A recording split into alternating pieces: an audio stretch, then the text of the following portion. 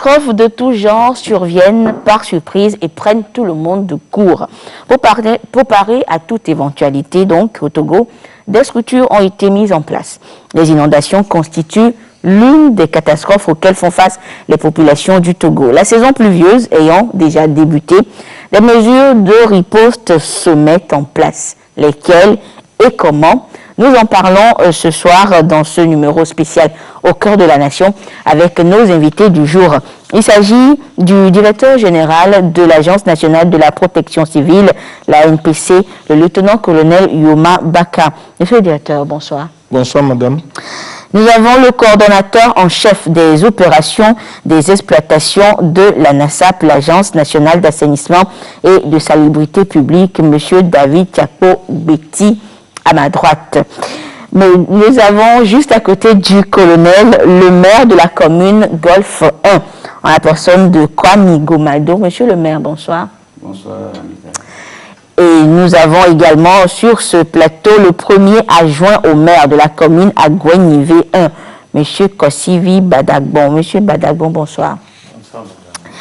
Alors, chers invités, nous allons parler justement des catastrophes, de ces événements imprévus qui nous surprennent tous et mettent presque en péril la vie des populations. Alors, monsieur le directeur, dites-nous, quel est le mécanisme de gestion des situations d'urgence au Togo? Merci, madame. Le mécanisme de gestion des situations d'urgence au Togo est basé sur des documents de planification. Ces documents de planification sont le plan national de contingence, le plan ORSEC, le schéma d'analyse et de couverture des risques, il y a le plan de préparation et de réponse et la stratégie nationale pour la réduction des risques de catastrophes. D'accord. Et monsieur le directeur, quels sont les acteurs impliqués dans la gestion de ces situations? Les acteurs impliqués dans la situation des situations d'urgence au Togo se retrouvent dans ce que nous appelons la plateforme nationale de réduction des risques de catastrophes. Et à la révision de tous ces plans que je venais de citer, toutes les structures se retrouvent. Et pour intervenir, nous avons ce que nous appelons les clusters, les groupes thématiques pour intervenir sur la gestion des situations d'urgence. Alors, monsieur le directeur, quels sont les aléas auxquels les populations vont être exposées au Togo durant cette année de 2020? On sait que, bon, déjà, nous sommes dans une situation un peu spéciale avec la crise sanitaire que nous subissons, mais maintenant, par rapport aux catastrophes, quels sont ces aléas auxquels nous serons confrontés? Au regard des scénarios retenus lors de la révision du plan national de contingence qui a eu lieu du 22 au 27 mars dernier à Kara, nous avons retenu 5 aléas pour le Togo cette année. Il y a en premier lieu l'épidémie ou l'épizootie, les inondations, les feux de brousse et l'érosion côtière et les feux de végétation. D'accord. Alors, monsieur Betty, on a écouté le directeur tout à l'heure, mais disons que, vu que nous sommes en période de pluie, ce sont les inondations qui vont, disons, retenir un peu plus notre attention, on va dire. Alors, quelles sont les causes, justement, des inondations? Oui, merci, madame. Les causes des inondations sont multiples. D'abord, il ne faut pas oublier que le changement climatique est vraiment la source de ces aléas, de cette situation que nous sommes en train de vivre aujourd'hui. Les causes sont à la fois humaines et naturelles, évidemment. Les causes naturelles, c'est le changement climatique que je viens de citer. Et le colonel a cité tout à l'heure les catastrophes et les aléas qui en découlent. Aujourd'hui, on parle des inondations. Pourquoi ces inondations? D'abord, si nous prenons la situation du Togo, nous avons des ouvrages d'assainissement qui sont construits. Oui. Il est vrai que ça ne couvre pas tout le territoire, si je prends la ville de Lomé, mais le peu qui est construit est également mal entretenu. Et mal entretenu du fait des actions humaines. Les gens transforment ces ouvrages en dépotoirs. Il y a aussi l'étalement urbain qui est mal géré. Les gens construisent, même dans les zones de dépression. Les zones où il ne faut pas construire, les gens construisent là-bas. Les surfaces d'infiltration sont réduites. Et pour cause, lorsqu'il y a une petite pluie, l'eau cherche où se loger. Et lorsque l'eau ne trouve pas là où se loger, il va visiter les voisins qui ont pris sa place. D'où on parle d'inondation. D'accord. Merci beaucoup, Monsieur Betty, pour ces explications. Je ne sais pas si le colonel a quelque chose à ajouter. Je voudrais ajouter à tout ce que notre collègue de la NASAP a dit. Il ne faut pas oublier la dégradation de l'environnement, la déforestation anarchique et le non-respect des consignes qu'on donne au niveau de l'urbanisme et au niveau de l'assainissement de nos populations. D'accord. Alors, Monsieur Goumado, vous êtes maire de la commune Golfe 1, vous êtes proche des populations, vous vous frottez à elles tous les jours. Est-ce que, disons que dans votre commune, on assiste à ces situations-là, les gens, comme M. Betty l'a dit, les gens qui vont prendre la place de l'eau, on va dire, qui s'installent dans les zones inondables et tout. Oui, Madame Anita, merci pour cette question. Avant de rebondir sur votre question, je voudrais ajouter pour les aléas également les aléas anthropiques ou bien technologiques. C'est-à-dire si on prend les incendies que peut causer les hydrocarbures. On en a vu au Togo,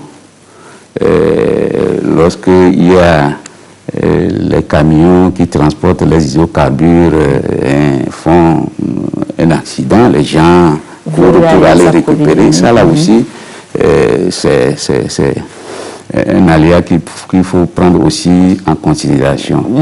Mais en revenant à votre question, je dirais que les changements d'usage des sols sont à 90% les causes de ces inondations. Si je prends le cas de ma commune, lorsque les gens, c'est-à-dire la population au niveau d'Adakpame, occupe le bassin du fleuve Ojio, occupe les affaires, transforme ces zones marécageuses en zones d'habitation, forcément, en saison pluvieuse, l'eau va chercher toujours à reprendre sa place. Donc, c'est le phénomène vraiment que nous observons en saison pluvieuse dans notre commune et plus précisément dans la zone d'Adakpame. Mais pour aller encore plus loin, par exemple, toujours dans ma commune, au niveau de Klobateme, c'est le village est construit dans une zone d'inondation. Ça aussi, ça constitue un problème crucial pour notre commune. D'accord. Alors, Monsieur Badagbon, vous êtes premier adjoint au maire, donc vous travaillez tous les jours avec la population. Au niveau d'Agouin Nivé 1, on a une situation similaire? Merci beaucoup, madame. C'est vrai que, comme vient de le dire monsieur le maire, nous avons les mêmes situations où les habitants construisent dans les zones prévues, les zones de dépression, mais il y a aussi certains comportements inciviques de la population.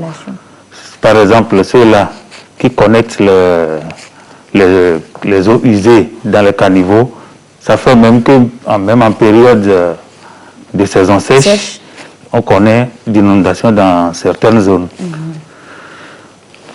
Alors maintenant, dites-nous, Monsieur Badagbo, disons que le phénomène se répète presque chaque saison des pluies. Alors comment on se prépare au niveau de la commune à Goué, niveau 1, à passer ce cap ou bien à vivre cette période, ou bien si d'éventuelles inondations survenaient, comment on se prépare à votre niveau?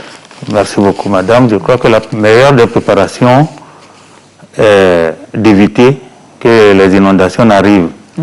Et dans ce sens, la mairie d'Agoué 1 a organisé des visites des zones de dépression dans toute la commune. Et vu que les caniveaux qui doivent apporter des eaux usées, les eaux pluviales vers ces zones de dépression sont bouchées, le maire a ordonné à ce que ces caniveaux soient curés, et ce qui est déjà fait il y a de cela 2 semaines. Donc je crois que nous sommes en train de faire les préparations pour éviter ces inondations. D'accord. Monsieur le maire Gomado, au niveau de Golfe 1, qu'est-ce qui est fait? Comment on se prépare? Bon, je vais dire que nous sommes en pleine saison pluvieuse.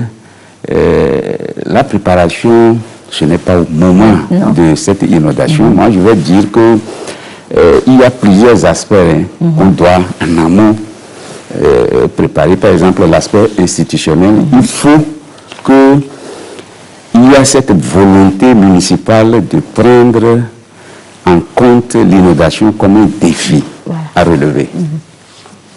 Il y a l'aspect organisationnel, c'est-à-dire la mobilisation des parties prenantes. Il y a le conseil municipal, la population. Il y a également l'opérationnalité de la chose, la sensibilisation et également l'aspect citoyen. Il faut que les gens prennent les bonnes mains. Tous ces aspects-là, nous sommes loin de là. On vient de s'installer il y a le 15-7 mois. Donc, ce gap, nous allons le rattraper très bientôt. Mais néanmoins, ce que nous faisons sur le terrain actuellement, il y a le district de Lomé qui est en train de faire le curage des caniveaux.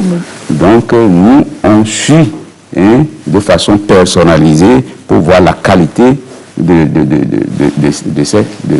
ces travaux. Mais au niveau du Golfe 1 également, sur notre budget, nous avons engagé l'enlèvement des déchets sur le canal d'équilibre au niveau de Kanikopé.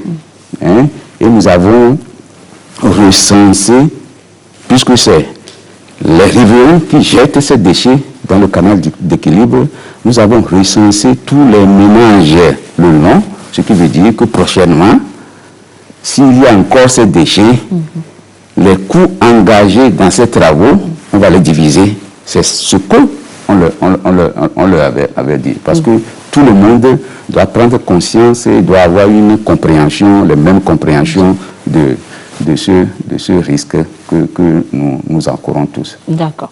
Alors maintenant, c'est vrai que disons qu'au niveau des communes, au niveau des autorités locales, les dispositions sont en train d'être prises, mais quel comportement la population doit avoir là, avant, pendant et après? Parce que on sait que quand la catastrophe survient, il y a un avant, il y a un pendant, il y a un après. Alors, monsieur le directeur, selon vous, quel comportement la population doit avoir avant l'inondation? Merci madame. Pour revenir peut-être à votre question, avant la survenue des situations d'urgence, au niveau de l'agence, nous faisons ce que nous appelons un plan de préparation et de réponse. Donc à chaque début d'année, avant les pluies, nous faisons une réunion de toute la plateforme avec toutes les structures impliquées dans la gestion des situations d'urgence pour identifier qu'est-ce que nous devons faire au cas où il y a une situation d'urgence qui arrive au cours de l'année, avec l'expression des besoins de chaque structure qu'on soumet au gouvernement. Et Dieu merci, chaque fois le gouvernement nous accompagne pour pouvoir répondre.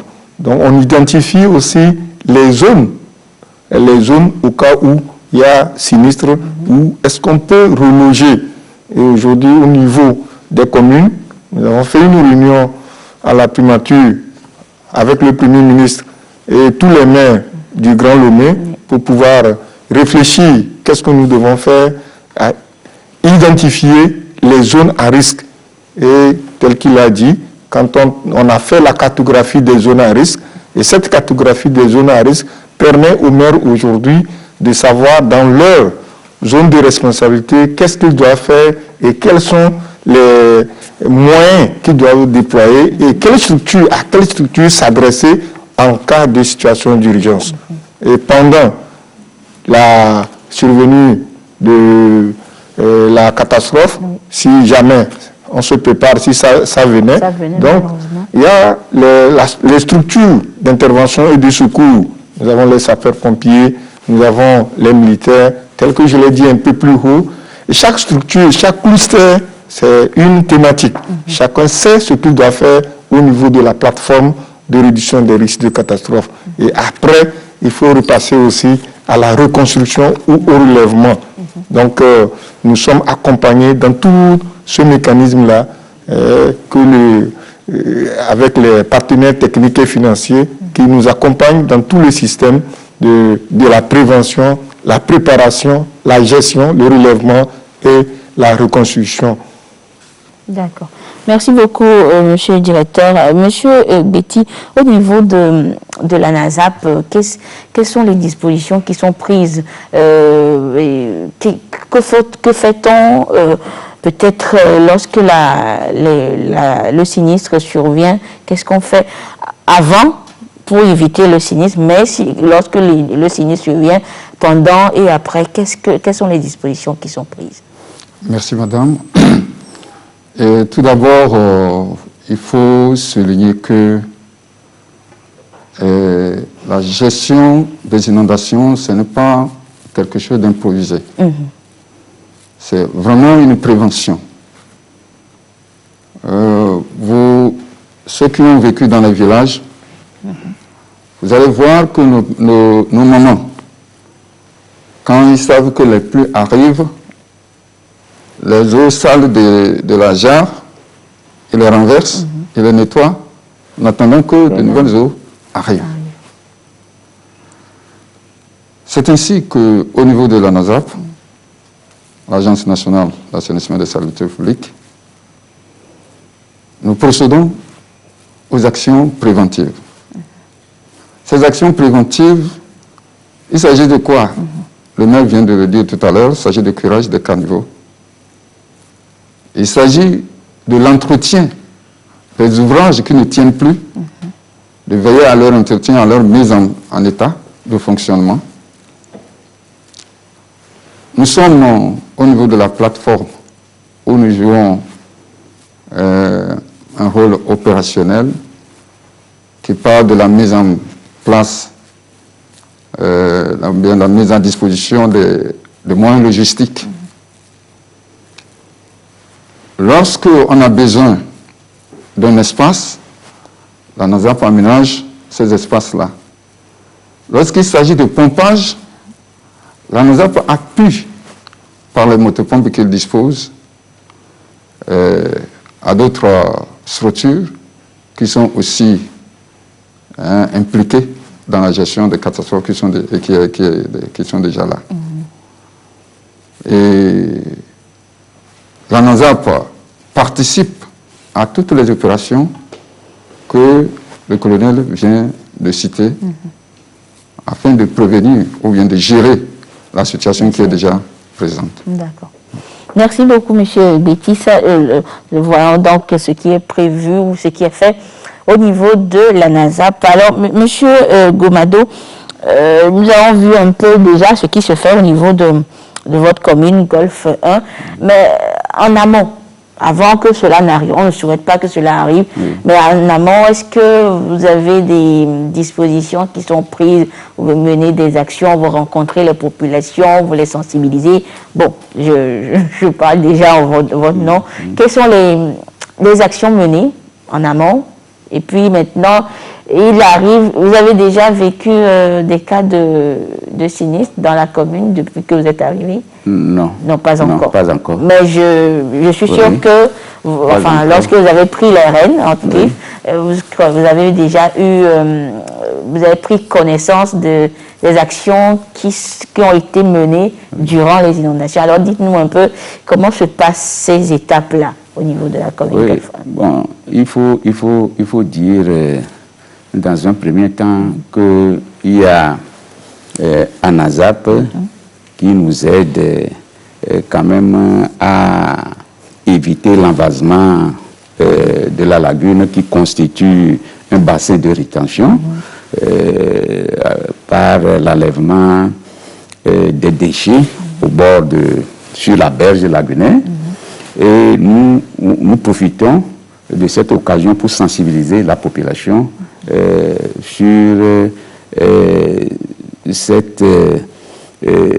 les bonnes pratiques, de ne pas jeter également les déchets dans les caniveaux. Et nous participons également aux réunions avec l'ANPC, puisque vous avez à savoir que la mairie, nous ne disposons pas pour le moment les compétences nécessaires.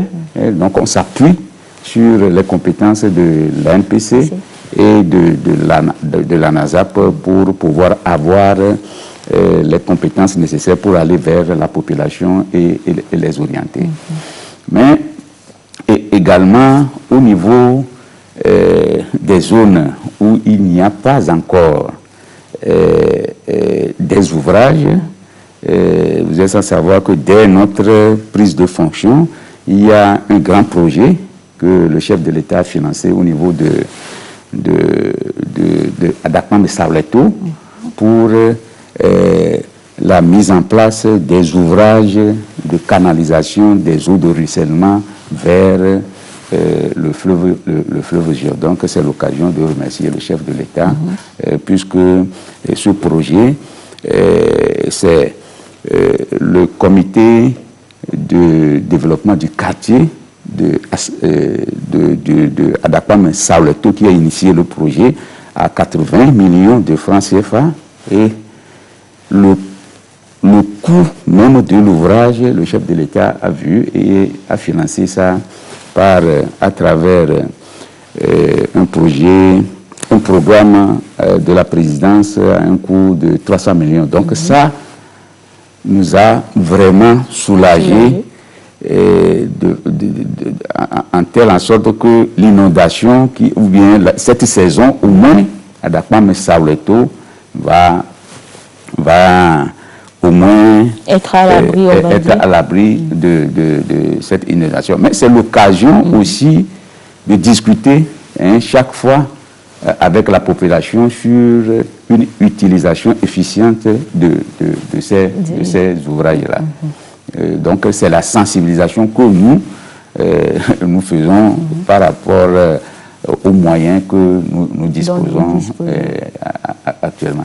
Mais ce que je voudrais ajouter également, surtout au moment de l'inondation, il faut que quand même la population qui est déjà dans l'eau s'adapte en sachant qu'il faut quitter cette zone-là, fermer quand même leurs portes et autres là, et partir avec les choses les plus importantes comme documents, couverture, c'est les nécessaires. Donc c'est aussi très important. Et nous allons être toujours en contact aussi avec la CET en cas de ça pour avoir une coupure d'électricité dans cette zone pour éviter d'autres sinistres ou d'autres malheurs.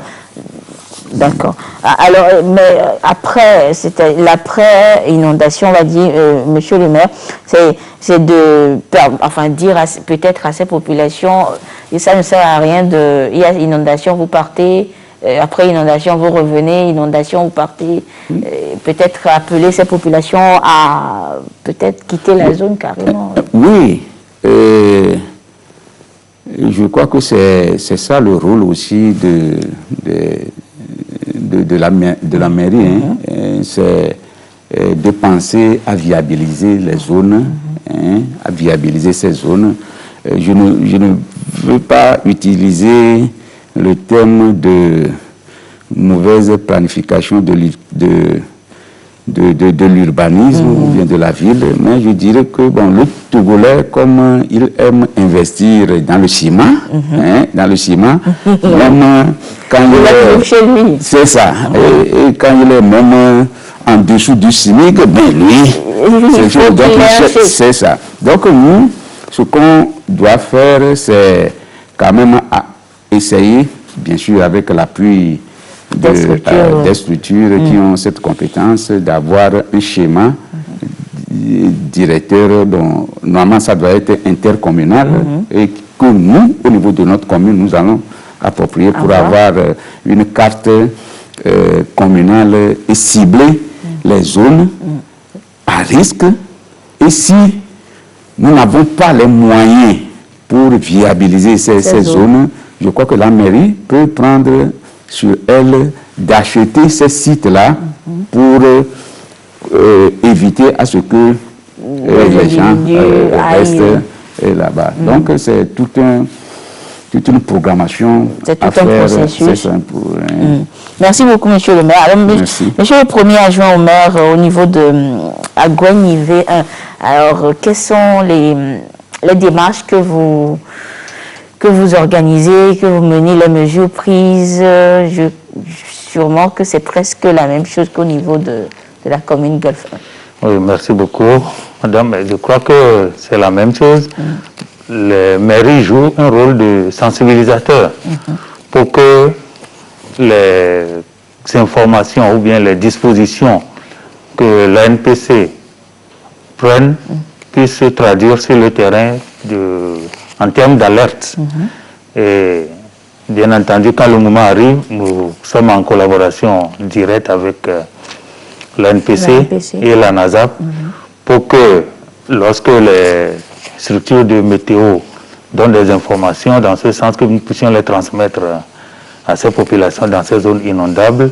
Et lorsqu'il y a sinistre, que ces populations puissent prendre contact avec nous et qu'on puisse transmettre à l'ANPC pour que les dispositions idoines soient prises dans ce sens.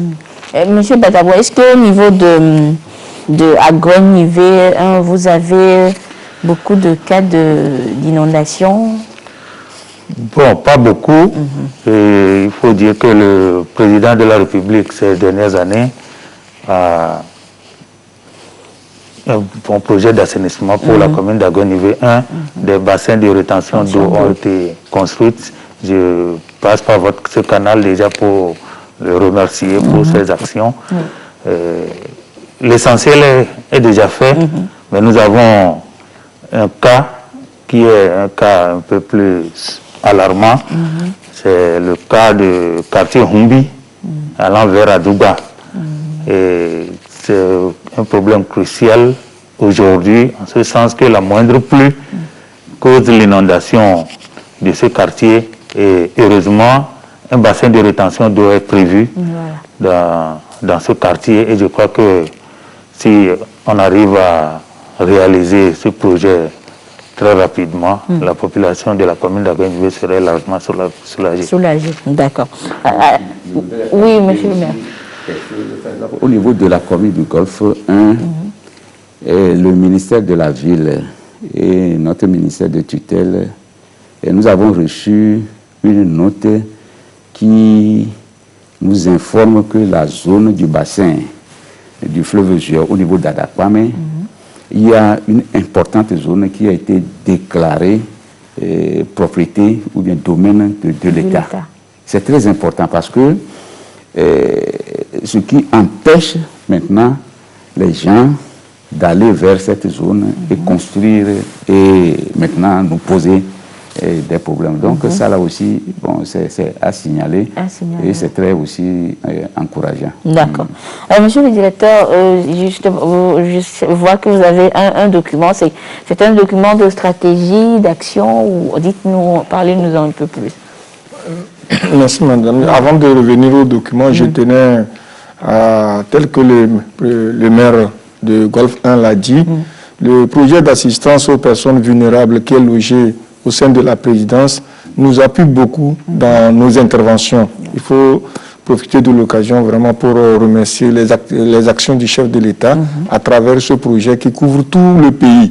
L'Agence nationale est installée dans tout le pays et ce projet aussi nous appuie beaucoup dans nos interventions.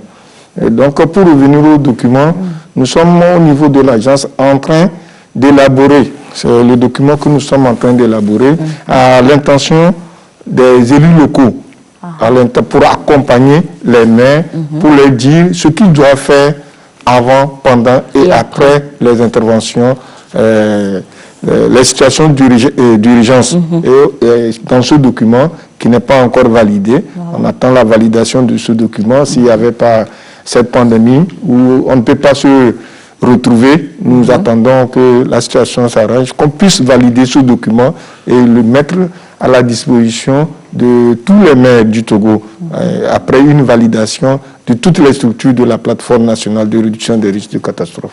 D'accord. Merci beaucoup, monsieur le directeur. Je vois que le maire, enfin, les maires sont plus qu'heureux d'avoir bientôt ce document. Alors, parlons justement des actions à mener, une sorte de synergie d'action. En avril dernier, l'ANPC a rencontré justement les maires, les représentants des différentes communes pour une sorte de partage, d'échange et de découvrir ensemble, de mettre sur pied des stratégies communes de riposte lors de ces inondations. Alors je vous propose de suivre une fois encore le reportage de cette rencontre entre l'ANPC et les représentants des communes du Togo et nous revenons sur ce plateau pour la suite des débats.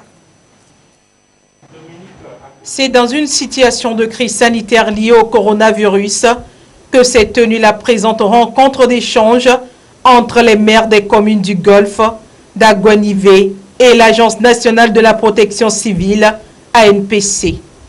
Avec les premières pluies, il était question pour l'ANPC d'anticiper sur les risques de catastrophes susceptibles de toucher certaines zones des communes dans le Grand Lomé. Ici, chacun s'imprègne du rôle qu'il doit jouer pour protéger sa population en cas d'inondation. Nous avions recommandé aux maires de passer à la sensibilisation de la population pour l'occupation anarchique des zones à risque dans leur commune et surtout d'éviter de jeter des ordures dans les caniveaux où les caniveaux existent et surtout avertir à temps la population en cas de situation d'inondation. Nous avons aussi profité de cette rencontre avec tous les maires pour pouvoir passer les messages de la pandémie du Covid-19 qui sévit dans le monde entier, à savoir le respect scrupuleux des mesures barrières prises par le gouvernement. L'ANPC a fait un travail de terrain, celui de la mise en place en 2019 d'une base de données sur les bassins aménagés et les dépressions de rétention d'eau de la ville de Lomé et de ses environs. Les données étant actualisées puis présentées aux élus locaux, ces derniers devraient déjà prendre les dispositions nécessaires, élaborer une série de mesures préventives afin d'être à l'abri d'éventuelles inondations. Et nous sommes de retour donc sur ce plateau. Alors, monsieur le directeur, dites-nous comment s'est passée la réunion avec les représentants des communes. Merci madame. Nous avons à la prémature eu une réunion avec tous les maires du Grand Lomé et pour leur présenter la cartographie des zones à risque dans leur zone de responsabilité. Et après, il fallait des réunions restreintes. Nous avons fait une réunion avec les maires de Golfe et une deuxième réunion avec le maire d'Agoye pour pouvoir leur expliquer leurs responsabilités dans la sensibilisation, la gestion et le relèvement lors des situations d'urgence. Parce que il est sans savoir que pour certains, c'est maintenant qu'ils découvrent l'agence et les missions de l'agence. Il fallait dérouler les missions de l'agence. Qu'est-ce que l'agence fait? Et tel que je l'ai dit un peu plus haut, l'agence est en train d'élaborer un document qui sera mis à leur disposition pour qu'ensemble, qu'on puisse intervenir en cas de situation d'urgence. Donc, lors de cette réunion, c'est ce dont nous avions parlé. D'accord. Alors, monsieur le maire, vous avez pris part à cette rencontre? Bon, c'est un de mes agents qui a participé à cette rencontre. Il nous a fait un compte rendu vraiment très fidèle. Mais l'agence a allé encore plus loin. Il nous a appuyé à identifier, même à reconnaître sur le terrain nos bassins de rétention que nous-mêmes, au niveau de nos communes, nous ne maîtrisons pas. Ah. Oui, l'agence nous a vraiment accompagnés à aller sur le terrain pour voir. Donc c'est l'occasion de remercier le directeur général pour cet appui permanent. Voilà. Et je dirais également que au niveau du quatrième lac, le rôle que le quatrième lac joue pour éviter l'inondation sur le plateau au niveau d'Enfamé. La NASAP nous a expliqué le rôle d'éviter l'envasement de ce quatrième lac. Et nous avons pris ce relais pour sensibiliser les riverains. Alors, monsieur le maire, est-ce que, disons que cette rencontre-là vous a permis peut-être de mieux préparer une riposte s'il arrivait d'éventuelles inondations? Effectivement. J'avais dit au départ que c'est un manquement à notre niveau. Nous sommes venus, il y a d'autres objectifs et nous oublions. Et c'est à travers ces rencontres-là, comme dit, il ne faut pas oublier cet aspect. Et donc, bon, nous sommes prêts. Bien sûr que présentement, nous ne disposons pas des moyens pour faire face, mais on va se cacher derrière l'ANPC et ANASEP pour faire des actions au moment opportun. Alors, monsieur Badagbo, au niveau d'Agoye-Nivé, après cette rencontre, vous avez revu vos stratégies? Oui, merci beaucoup, madame. C'est cette rencontre, au fait, qui a permis de faire la première tournée dont je viens de parler pour voir les zones de dépression et voir les éventuelles difficultés qu'on peut rencontrer dans ces zones de dépression. Et c'est à l'issue de cette tournée que nous avons ordonné le curage des caniveaux, puisque si les zones de dépression sont là et que les zones ne peuvent pas arriver à cette zone de dépression, c'est qu'on n'a rien fait.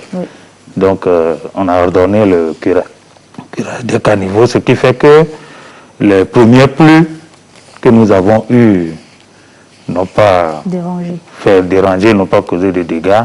Nous espérons bien entendu que la situation serait telle qu'elle pour que les inondations soient évitées durant toutes ces années et avec bien entendu l'appui des partenaires que sont la NPC et la NASAP. Oui, directeur. Oui, je voulais ajouter à ce que les maires viennent de dire que nous avons demandé et insisté au niveau des mairies qu'on ait des espaces pour que, en cas d'évacuation ou en cas d'inondation, qu'on puisse avoir des espaces pour pouvoir reloger les sinistrés. Nous avons un grand centre à Logopé, c'est au niveau national, mais au niveau de chaque mairie, nous devons avoir des centres pour reloger d'éventuels sinistrés. Et je profite de l'occasion pour remercier le maire de Baguida, qui déjà a réagi et a mis un terrain à la disposition de l'ANPC et avec les partenaires techniques et financiers. Prochainement, nous verrons dans quelle mesure il faut faire des installations des sanitaires pour qu'en cas d'évacuation, parce que dans cette zone, l'inondation est vraiment récurrente. La côte et le côté de la mer aussi, l'érosion côtière intervient beaucoup vers Baguida aussi. Et il faut un site d'accueil. Donc au niveau de toutes les mairies, il faut des sites d'accueil des sinistrés pour qu'en cas de situation d'urgence, qu'on ne puisse pas. Parce que c'est très difficile de déplacer les sinistrés d'une commune à une autre. Parce que, de façon prompte. Parce que tout récemment, quand il y a eu l'incendie à Katanga, pour amener les gens sur le site de Logopé, nous n'avons pas pu amener les gens. Mais s'il y a un site qui est un peu plus proche de leurs habitudes, de leurs concitoyens, là, ça serait plus facile. Donc nous avons lancé une demande à toutes les mairies de voir si on peut gagner. Et ces sites aussi peuvent servir aux sapeurs-pompiers, à la construction des casernes de sapeurs-pompiers dans leur commune. Parce que on les a dit leur responsabilité dans la gestion des situations d'urgence, dans le secours. C'est dans d'autres pays, c'est la commune qui gère les situations d'urgence, c'est la commune qui gère les sapeurs-pompiers et tous les services de secours et de relèvement relèvent des communes. Donc nous avons dans le document qui sera validé, il y a tout qui est mis dans ce document et ça sera fait au niveau national pour que chaque mairie, on a tout à l'heure parlé des aléas. Il y a plusieurs aléas aujourd'hui. Dans le nord, vous allez voir les vents violents. Qu'est-ce que le maire doit faire à son niveau d'abord, avant d'aller au niveau préfectoral, au niveau régional, avant que l'agence n'intervienne. Dieu merci, aujourd'hui, l'agence est représentée sur toute l'étendue du territoire. Nous avons 2 directions régionales, une direction régionale à Tapamé, une à Kara et 5 antennes préfectorales. Nous avons une antenne à Dapon, une antenne à Grinkouka, une antenne à Palimé, bientôt une antenne sera opérationnelle à Soutbois et une antenne à Aného. Vous allez demander pourquoi ces villes-là. C'est après étude de vulnérabilité de tout le pays qu'on a ciblé toutes ces préfectures pour pouvoir rapprocher le secours de la population. Alors, monsieur Badabon, alors est-ce qu'au niveau de Aguanivé, on a déjà trouvé, disons, ce lieu, cet emplacement-là, donc que demande l'agence pour pouvoir recueillir ou accueillir d'éventuels sinistrés? Oui, merci beaucoup, madame. Je crois que nous ne l'avons pas encore trouvé, mais vu que le centre national est sur notre territoire, on peut commencer par l'utiliser en attendant de trouver le nouveau. Ça, c'est une belle alternative en attendant de trouver le... Oui, alors, monsieur le maire, au niveau de la commune Golfe, on recherche ou on a trouvé? Non, bon, on n'a pas encore trouvé, mais quand même... on a une solution? Oui, nous sommes en train de répertorier les réserves de l'État. Nous avons tout dernièrement travaillé avec le cadastre qui nous a vraiment donné les documents, ce qui veut dire que nous avons des sites. Et maintenant, c'est à nous maintenant, au niveau du conseil, d'approuver que bon, c'est ce site-là qu'on peut proposer et aller vers en ASAP. Mais en attendant, il y a 2 centres communautaires chez nous, et au niveau de notre zone, qu'on peut au moins utiliser en cas de besoin. De sinistre, d'accord. Alors, monsieur Betty, je reviens à vous. Alors, disons qu'on a une idée sur la situation des inondations cette année. Alors, au niveau de la NASAP, quelles sont les dispositions qui sont déjà prises pour que, si d'éventuelles inondations arrivaient, ces inondations qui sont déjà répertoriées ou prévues, lorsqu'elles surviennent, quelles sont les mesures qui sont prévues au niveau de la NASAP? Merci beaucoup, madame. Je remercie le maire de Golfe 1 qui ne cesse de louer les actions de la NASAP dans sa zone. C'est une très bonne chose. Mais avant d'en arriver à votre question, je voudrais souhaiter et encourager les opérations de curage qui se passent actuellement dans les communes. Et si j'ai un petit conseil, c'est que ces opérations, comme elles se passent, qu'elles soient simultanées. Parce qu'il y a des ouvrages, certains ouvrages qui quittent une commune à une autre. Et lorsque les opérations ne sont pas simultanées, il y a un problème. Vous pouvez croire que vous avez curé jusqu'à votre limite et que vous êtes à l'abri, mais c'est faux. Parce que l'eau, lorsqu'elle va aller buter un obstacle, elle va vous revenir. Donc il faut que les actions soient concertées et que les opérations se fassent au même moment.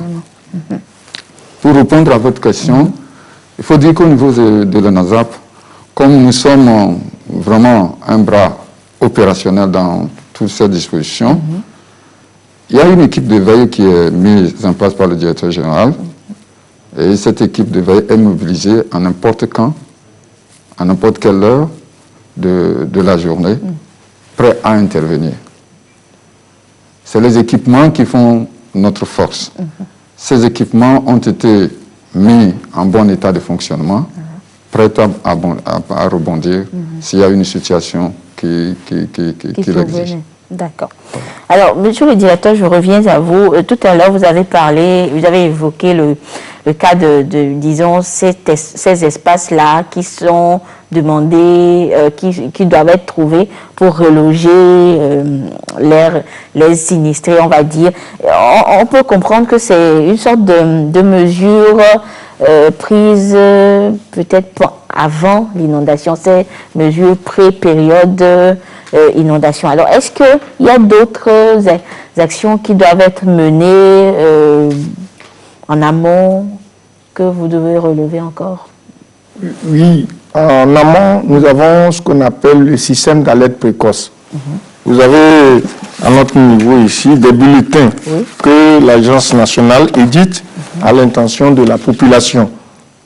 Toutes les structures, tous les ministères reçoivent ce bulletin que l'agence met à la disposition de la population, et le bulletin du système d'alerte précoce est élaboré avec le concours de la météo, de la direction des ressources en eau et toutes les autres structures. Donc c'est un bulletin que nous élaborons pour pouvoir avertir la population de ce qui doit être, quelles sont les mesures qu'on doit pouvoir prendre en cas de situation d'urgence. Et est-ce qu'il est prévu également je ne sais pas, des mesures de peut-être que s'assurer que des fosses, des tuyaux, des égouts sont régulièrement curés? C'est également le travail de l'agence.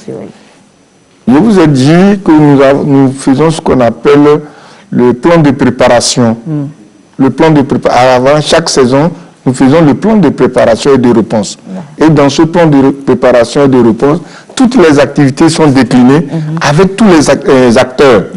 Avec tous les acteurs, le responsable, le coordinateur de la NASAP l'a dit. La NASAP sait ce qu'il doit faire en cas de situation d'urgence. Les sapeurs-pompiers savent ce qu'ils doivent faire. Je vous ai parlé aussi des clusters. C'est des groupes thématiques. Aujourd'hui, nous avons la pandémie. Le lead, celui qui prend le lead dans cette gestion de la pandémie, c'est le ministère de la Santé. Donc, dans les clusters, chacun est responsable de quelque chose. Donc, nous sommes là, on convoque la plateforme nationale de réduction des risques de catastrophe. Tous les ministères, pratiquement, font partie de cette plateforme-là. Les mairies, tout le monde fait partie de cette plateforme et chacun, en ce qui le concerne, sait ce qu'il doit faire. Et vous évoquez également le cas des personnes vulnérables, les personnes handicapées.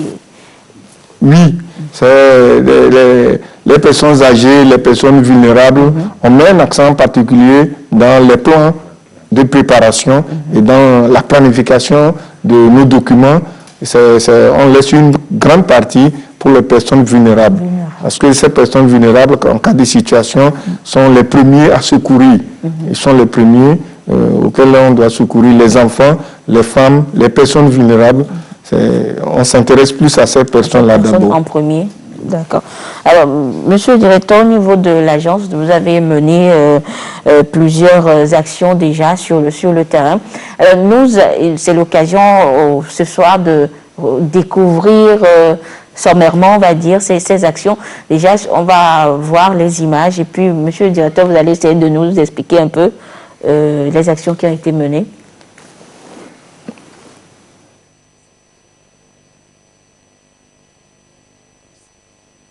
Là, par exemple, il s'agit de... Là, par exemple, il s'agit de bassins de caméléons au niveau du carrefour Boudjena. Nous avons nos agents vont faire l'entretien et nous avons installé des motopompes pour pouvoir, il y a une motopompe immergée, mais nous avons une autre motopompe pour assister la motopompe immergée en cas de trop plein. Donc voilà la motopompe.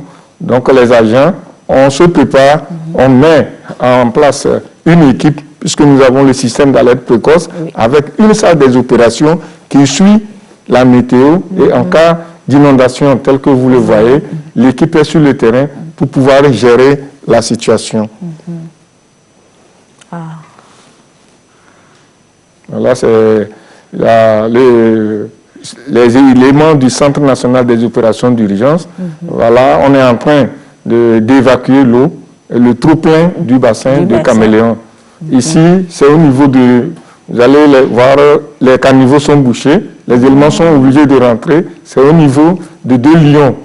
Au niveau de 2 lions, on est obligé, pour évacuer, d'aller nettoyer les caniveaux d'abord, avant de pouvoir laisser passer l'eau.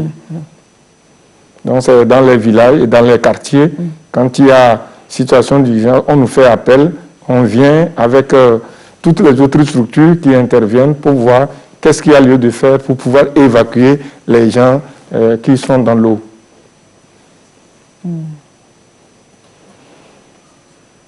Ça c'est au niveau de bain. Au niveau de bain. Dans ma zone, ça. Oui. Ah oui. Donc, il faut reconnaître aussi que au niveau de nos communes, on fasse des efforts pour des travaux de canalisation pour assurer l'évacuation des eaux de ruissellement et autres. C'est aussi très important. On a cet agenda, bien que notre budget annuel va mettre petit à petit. Nous devons déjà l'idée est là. Oui. Il faut trouver les financements. Ça. Alors, merci, chers invités, d'être passés sur ce plateau, nous faire découvrir, disons, les dispositions qui sont prises déjà pour permettre aux populations de ne pas subir les affres des inondations si elles survenaient. Nous sommes déjà en période de pluie. Mais avant de vous laisser repartir, nous savons sûrement que vous avez des conseils, un mot à l'endroit des populations, parce que l'action humaine est importante dans ce phénomène-là que nous vivons, les inondations. Alors nous allons commencer avec vous, monsieur Betty. Je voulais voir si... Oui, monsieur le directeur. Nous présenter le cycle de gestion des catastrophes. Le cycle de gestion des catastrophes. Le cycle de gestion des catastrophes pour pouvoir éclairer les maires qui ne sont pas sur le plateau, à quel moment ils doivent pouvoir intervenir. Voilà. Nous avons le cycle de gestion des catastrophes, nous avons 3 phases. 3 phases fondamentales. La pré-catastrophe. La pré-catastrophe, nous avons la prévention, la préparation. On prévient, on se prépare. Malgré ça, si la catastrophe arrive, nous avons toutes les structures qui doivent intervenir pour l'évacuation rapide, pour le sauvetage, pour l'évaluation rapide des dommages, l'apport de l'assistance humanitaire et l'assistance continue tout au long de la réponse. Et la 3e phase, c'est la pré-catastrophe. Je ne sais pas s'ils peuvent nous montrer les interventions au niveau de la prévention jusqu'à le relèvement ou la reconstruction. nous avons tous les acteurs de la plateforme nationale qui interviennent avec le concours des partenaires techniques et financiers. Là, c'est une action sur le terrain, l'action que nous venons de voir tout à l'heure. À la préparation. Oui.